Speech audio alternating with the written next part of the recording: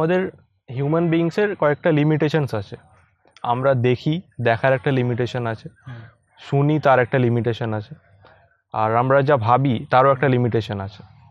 দেখার লিমিটেশন যেমন কি, আমরা ওখানে দেখছি কিন্তু ওপার অবধি দেখতে পারছি, সমুদ্রে নদীর ওপারে, কিন্তু গাছের পেছনে আমরা দেখতে পারছি না, তা এটা একটা লিমিট হয়ে গেল।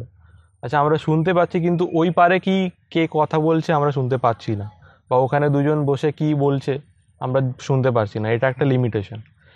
এইরকমই আমাদের ভাবনারও একটা চিন্তারও একটা লিমিটেশন আছে, যেটা একটা আমি দেখছিলাম, একটা সায়েন্টিফিক লুসি বলে একটা মুভি, ওখানে ভালো এক্সপ্লেন করেছিল।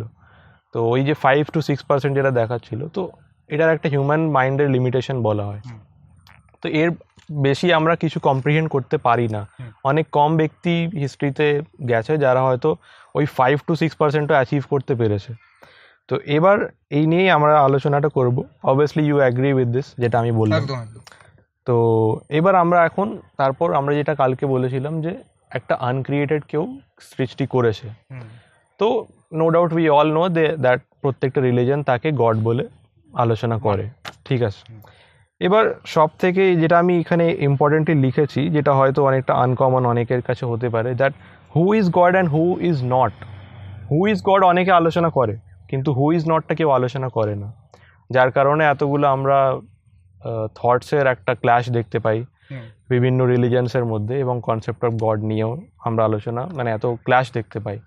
তো হু ইজ গড যখন আমি বলি, তো যেহেতু আমরা বললাম আমাদের মাইন্ডের একটা লিমিটেশন আছে, তো আমরা যে আলোচনাগুলো করবো না কেন, এটার মানে হচ্ছে না যে আমরা কমপ্লিটলি আমি গডকে কম্প্রিহেন্ড করতে পেরেছি। আমরা কেউ, শুধু আমরাও নয়, পুরো হিস্ট্রিতে এবং এই কারেন্ট জেনারেশনও কেউ আজ অবধি পুরোপুরি কম্প্রিহেন্ড করতে পারেনি, পারবেও না। সিম্পল, আমরা ইউনিভার্স এবং আর্থকে পুরোটা পারছি না কম্প্রিহেন্ড করতে, তো গডকে তো কম্প্রিহেন্ড করা আরও একটা ইম্পসিবল জিনিস। কিন্তু আমাদের কাছে অনেকগুলো সোর্সেস আছে যেটার দ্বারা আমরা একটা ডেফিনেশনে আমরা অ্যাগ্রি করতে পারি, যেটা হয়তো সবাই লজিক্যালি অ্যাগ্রি করতে পারি। তো ওটাই আমরা এখন ডিসকাস করব। তো গড হচ্ছে সিম্পলি যদি আমরা বলি, হু ক্রিয়েটেড এভরিথিং, যেটা আমরা কালকে ডিসকাস করলাম, যে আমাদের সব পুরো universe and including all the human beings তৈরি করেছে। এমন কেউ তৈরি করেছে যাকে কেউ তৈরি করে, যে আনক্রিয়েটেড, ঠিক আছে। এটাও আমরা পরে ডিসকাস করবো, ইনফিনিটি অ্যান্ড বিগিনিং অ্যান্ড এন্ডের সে কনক্লুশনটা। তো যেটা আমি বলছিলাম যে হু ইজ গড না, সিম্পলি আমরা সবাই জানি হু created all of us including everything that exist, এটা ক্রিয়েট করেছে, যে সেই বিংটাকে আমরা এখানে গড বলে মানছি।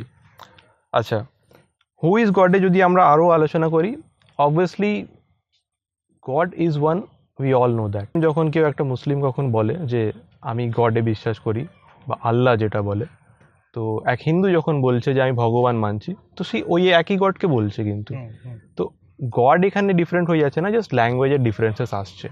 তো ওই ল্যাঙ্গুয়েজের অনুযায়ী কোরআনে আল্লাহ নাম এসছে, ঠিক আছে, বাইবেলে আল্লাহ এরকম একটা নাম আছে, এবং হিন্দু স্ক্রিপচার্সে যেরকম আছে জানিস, আমরা সবাই জানি। বাইবেলে কি আছে বল? বাইবেল যেহেতু একটা হিব্রুতে ছিল, তো আল্লাহ বলেই একটা সিমিলার টার্ম আছে, আলিফ লাম এন্ড এইটা বলে, ওই এরকমই কিছু।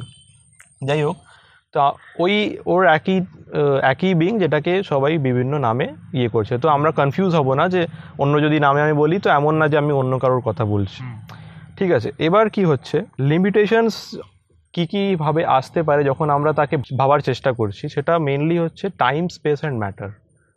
আমরা জানি, এটা সায়েন্সে আমরা জানি যে টাইম, স্পেস, ম্যাটার এই তিনটে আছে।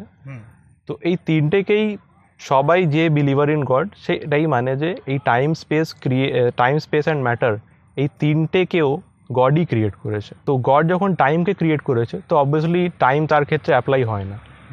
গড যখন একটা স্পেসকে ক্রিয়েট করেছে, তার ক্ষেত্রে স্পেস অ্যাপ্লাই হয় না, ম্যাটারও অ্যাপ্লাই হয় না, ঠিক আছে। তো যখনই এবার আমাদের এটা হিউম্যান মাইন্ডের লিমিটেশন, যে আমরা তাকে আলোচনা করার জন্য একটা টাইম বা স্পেস ম্যাটারে বাউন্ড করেই ফেলি, এটা আমাদের দোষই আর কি একটা থেকে, এটার বাইরে আমরা বেরোতে পারবো না। তুমি এই কমেন্টটা কোন ধর্মগ্রন্থ থেকে করলে? কোরআন? এটা আমি র্যাশনালি বলছি। এখন আমি একটা স্পেসিফিক কোনো রিলিজনে, আমি এখন এই গড রিলেটেড যে কোনো কথাবার্তা বলবো, 99% সবাই অ্যাগ্রি করবে, ঠিক আচ্ছা। আছে, না, এটা তোমার এই কমেন্টের মধ্যে আমি অদ্ভুত একটা সিমিলারিটিস পেলাম ওকে বেদান্তের। ওকে তো বেদান্তে গডকে ডিফাইন করা হয় এইভাবে যে গড, স্পেস, টাইম এবং ম্যাটার, হুম তুমি এই তিনটে দিয়ে যেই জিনিসটাকে বাউন্ড করতে পারবে না, হুম যেই জিনিসটাকে বেঁধে রাখতে পারবে না, হুম তাকেই গড বলা হচ্ছে ওখানে। একদম